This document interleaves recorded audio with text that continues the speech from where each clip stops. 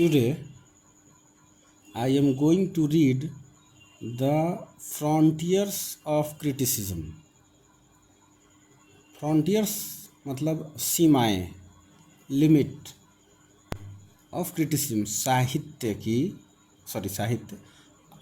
आलोचनाओं की सीमाएं, यानी आलोचना कहाँ तक की जा सकती है, अंत तक, किस हद तक आलोचना की जाए, ये ही होता है द फ्रंटियर्स ऑफ क्रिटिसिज्म। यानी किसी भी चीज़ की कितनी आलोचना की जा सकती है या कितनी होनी चाहिए, frontiers of criticism. This century is sometimes called the age of T S. Eliot. This century is sometimes called, इस युग को ना टी.एस. इलियट का युग भी कहा जा सकता है। ही इज़ अ क्रिटिक, वो एक आलोचक थे, पोएट, कवि थे, एंड ड्रामेटिस्ट, और एक नाटककार भी। हीज 3 इम्पोर्टेंट एसेज आर, उनकी जो 3 एसेज हैं वो tradition and individual talent, second है the functions of criticism, and third है द फ्रंटियर्स ऑफ क्रिटिसिज्म। ये उनकी लिखी हुई एसेज हैं, इनकी टी.एस. इलियट की। Eliot wants discipline in literature. Eliot जो हैं वो साहित्य में ना डिसिप्लिन चाहते हैं, शिष्टाचार चाहते हैं कि सभी चीज़ें एक लिमिट में, एक तौर तरीके से, एक सिस्टम से हों। He belongs to the classical group, वो जिस तरह से क्लासिकल ग्रुप है उसी ग्रुप में वो भी उसी से बिलोंग करते हैं। We may name him with Aristotle, Dryden, Arnold. हम लोग उनका नाम उन लोगों के साथ ले सकते हैं, इनके साथ, जैसे एरिस्टोटल का, ड्राइडन का, आर्नोल्ड का। उसी ग्रुप में ये भी आते हैं, T S. Eliot. In the essay the frontiers of criticism, इस एसे में, फ्रंटियर्स ऑफ क्रिटिसिज्म एसे में, he lays down the limits to literary criticism. ये जो हैं वो साहित्यिक आलोचनाओं की, यानी किसी भी साहित्य की कितनी आलोचना की जा सकती है उसकी सीमाओं की, साहित्यिक आलोचनाओं की सीमाओं को क्या करते हैं, लेज डाउन, वो सीमाओं को निर्धारित करते हैं। किसमें? लिटरेरी क्रिटिसिज्म में, साहित्य में। He puts an important question, और उनका एक महत्वपूर्ण प्रश्न भी है। क्या प्रश्न है? When is literary criticism not literary criticism. जब एक साहित्यिक आलोचना अगर नहीं है बट समथिंग एल्स, तब इसका मतलब है कि वो चीज़ कुछ और है, वो आलोचना नहीं है। फिर चलिए आगे। First, Eliot mentions the workshop criticism. Eliot workshop criticism के बारे में बताते हैं, मेंशन करते हैं उसका। क्या है ये? वर्कशॉप क्रिटिसिज्म मीन्स वर्कशॉप, जैसे वैसा क्रिटिक जो क्रिटिक के साथ साथ एक पोएट भी है। जैसे एक कोई ड्राइवर भी है और इंजीनियर भी है, तो वो इंजन को ठीक भी कर रहा है और ड्राइव भी कर रहा है। एक मिस्त्री गाड़ी को ठीक भी कर देता है और उसको चलाता भी है। तो उसी तरह से वैसा क्रिटिक जो कविताओं को लिखता भी है और उसकी आलोचनाओं भी करता है, तो वैसे को वर्कशॉप क्रिटिक कहा जाता है। This means criticism of poetry by poets. Workshop criticism means criticism of poetry by poets. Poet के द्वारा जब पोइट्री को क्रिटिसिज्म किया जाए तो उसी को कहते हैं workshop criticism.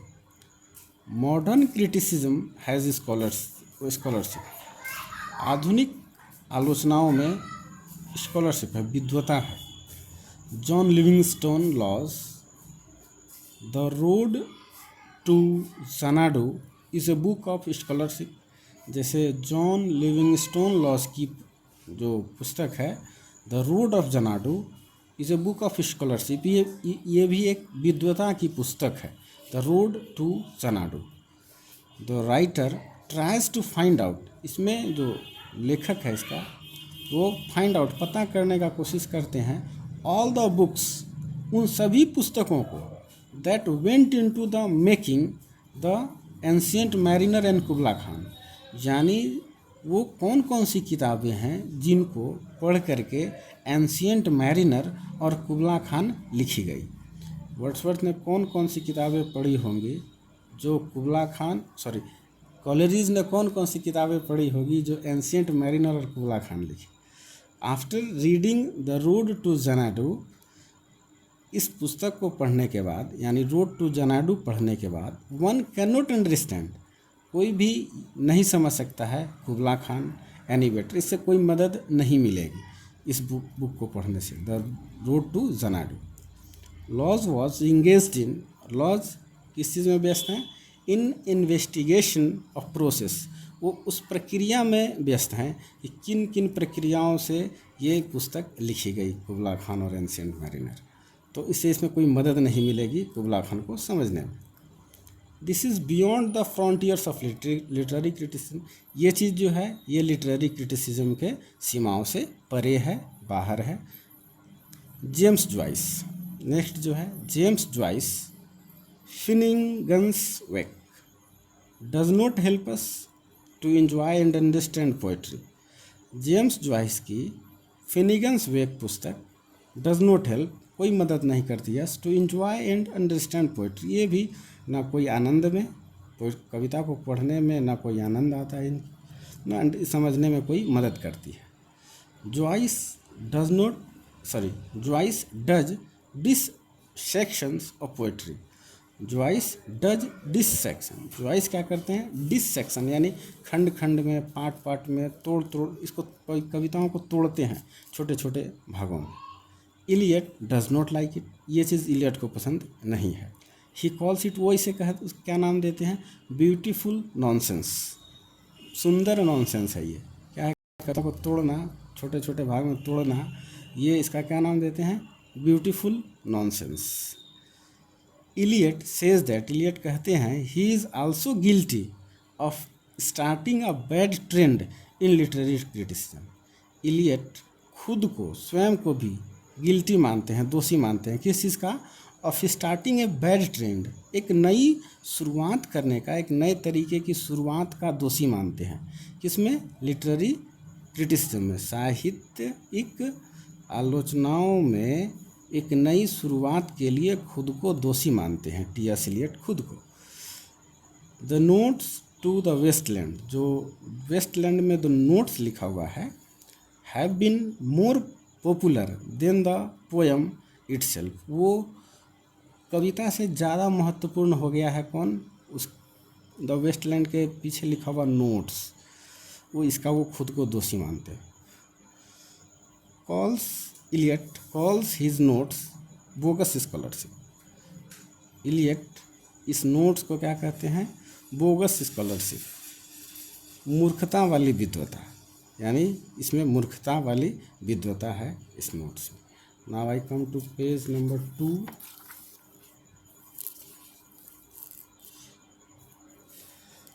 Some knowledge of biography can be useful in understanding poetry, कभी कभी थोड़ा बहुत जीवनी का ज्ञान जो है, जानकारी कविता को पढ़ने में मदद कर सकता है, बट टू मच नॉलेज, लेकिन बहुत ज़्यादा जानकारी, जीवनी के बारे में ज़्यादा जानकारी, about the source of the poem, की कविता कहाँ से कैसे लिखी गई, हैम्पर्स एन्जॉयमेंट, वो इस चीज़ के आनंद को फिर हैम्पर कर देता है, ख़राब कर देता है। हर्बर्ट, इसको न्यू पैरा बना के लिखना है नए पैरे में। Herbert Read has written a book, Herbert Read ने एक पुस्तक लिखी है, a coat of many colours, Herbert Read की एक पुस्तक है the coat of many colours. In the book he explains the rise and fall of Wordsworth poetry with reference to the poet's affair with Annette Vallon, यानी इस पुस्तक में the coat of many colours में Herbert Read explain करते हैं उन सभी अच्छाइयों और खराबियों का, rise and fall of Wordsworth poetry with reference to the poet affairs with Annette Vallon, Annette Vallon का अफेयर के बारे में लिखते हैं कि इस पुस्तक उनसे प्रभावित है। Wordsworth NT. विलियम से प्रभावित हैं, उनकी अफेयर्स इसमें प्रभावित करती है। मोर रिसेंटली, अभी हाल में ही, F.W. Watson has written the two voices. अभी हाल में F.W. वैटसन की एक पुस्तक है टू वॉइसेस। इसमें ही thinks that Dorothy played a greater role. वो कहते हैं कि डोरोथी जो है वो ग्रेटर रोल है, उसका ग्रेटर पार्ट है इन वर्ड्सवर्थ पोएटिक लाइफ। वर्ड्सवर्थ के कविताई जीवन में डोरोथी का ज़्यादा महत्व है देन एन.टी. से ज़्यादा महत्व डोरोथी का है। यानी ये कहते हैं कि वर्ड्सवर्थ के पोएटिक लाइफ में डोरोथी और एन.टी. का भी प्रभाव है। These facts do not help us to understand or enjoy Lucy poems by any better। हालांकि इससे इस चीज़ का कोई फ़र्क नहीं पड़ता है कि इस पे लूसी पोएम को पढ़ने में इन सभी चीज़ों से कि इनका कितना प्रभाव है एन.टी. का और डोरोथी का। This matter should be kept out of literary criticism. और ये सभी चीज़ों को लिटरेरी क्रिटिसिज्म से बाहर रखी जानी चाहिए कि किसका कितना, किसके लाइफ में कितना ज़्यादा। अब आइए रिचर्ड देखते हैं। आइए Richard and Professor Empson have the classroom method of criticism. आइए रिचर्ड और प्रोफेसर इम्पसन का जो है वो क्लासरूम मेथड है क्रिटिसिज्म के क्षेत्र में, आलोचनाओं के क्षेत्र में। इनका जो क्रिटिसिज्म है उसका मतलब है वो क्या कहलाता है, classroom method. In the book interpretations there are essays by 12 young critics. इसमें 12 युवा आलोचकों ने 12 एसे लिखे हैं। इसमें द इंटरप्रिटेशंस में they do not refer to the poet और हिज अदर वर्क। हालांकि ये लोग उसके दे डू नॉट रेफर, वो कवि के बारे में नहीं लिखते हैं और ना उनकी दूसरी रचनाओं को देखते हैं, ना कवि को देखते हैं। सिर्फ किसको देखते हैं तो सिर्फ कविता को, ना कवि को ना दूसरी रचनाओं को, सिर्फ कविता। दे एनालाइज पोएम्स, वे कविता को एनालाइज करते हैं, उसी को विश्लेषित करते हैं स्टेंजा बाय स्टेंजा और लाइन बाय लाइन। एक एक स्टेंजा करके तोड़ के, लाइन बाय लाइन, एक एक लाइन करके। दे स्क्वीज, वो निचोड़ देते हैं। Tease, press every drop of meaning, यानी हर एक शब्द को दाब के उसका रस निकाल देते हैं। Eliot calls it the lemon squeezer school of criticism. और टी.एस. इलियट इसका क्या नाम देते हैं, लेमन स्क्वीजर। यानी जिस तरह से हम लोग नींबू को निचोड़ करके ताप के उसका एकदम थोड़ा भी सारा रस निकाल लेते हैं, उसी तरह से ये लोग जो हैं आइए रिचर्ड, प्रोफेसर इम्पसन, ये एक एक कविता के एक एक स्टेंजा का, एक एक शब्द का, एक एक लाइन का, इवन कॉमा तक का भी अर्थ निकालने का कोशिश करते हैं। इसीलिए टी.एस. इलियट इनको लेमन स्क्वीजर क्रिटिक कहते हैं, टी.एस. इलियट। और अंत में टू सम अप हम देखते हैं, a literary critic should help his readers to understand and enjoy. If he falls in this, he is not a literary critic. और अंत में हम ये देखते हैं, a literary critic should help his readers, यानी एक आलोचक को अपने पाठकों के हेल्प करनी चाहिए, किसमें, अंडरस्टैंड एंड एंजॉय, पढ़ने और आनंद में। और अगर इस चीज़ में इफ़ ही फेल्स, अगर वो पढ़ने, समझने और आनंद में वो फेल कर जाता है, असफल है, he is not a literary critic, तब इसका मतलब हुआ कि एक वो आलोचक नहीं है। ही मे बी अ साइकोलॉजिस्ट, वो एक मनोवैज्ञानिक हो सकता है, साइकोलॉजिस्ट समाजवादी हो सकता है, बायोग्राफर एक जीवनी लिखने वाला हो सकता है, और scholar of some field of knowledge, यानी ज्ञान का कोई और भी क्षेत्र का विद्वान हो सकता है। But he is not a literary critic, लेकिन वो एक साहित्यिक आलोचक नहीं हो सकता है अगर वो एक पाठक को, अपने पाठक को किसी कविता जब वो पढ़े तो उसको समझाने में और आनंद में अगर वो असफल है तो वो एक लिटरेरी क्रिटिक नहीं है। That's all, thank you.